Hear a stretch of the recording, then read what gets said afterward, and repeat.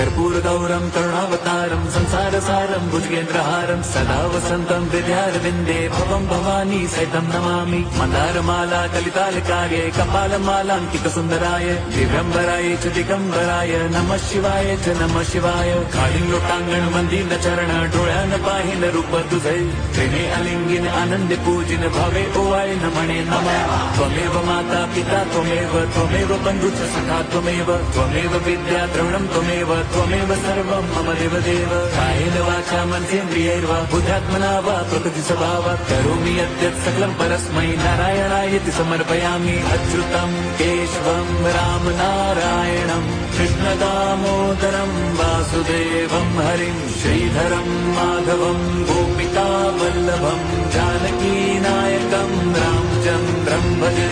Hare Ram Ram Ram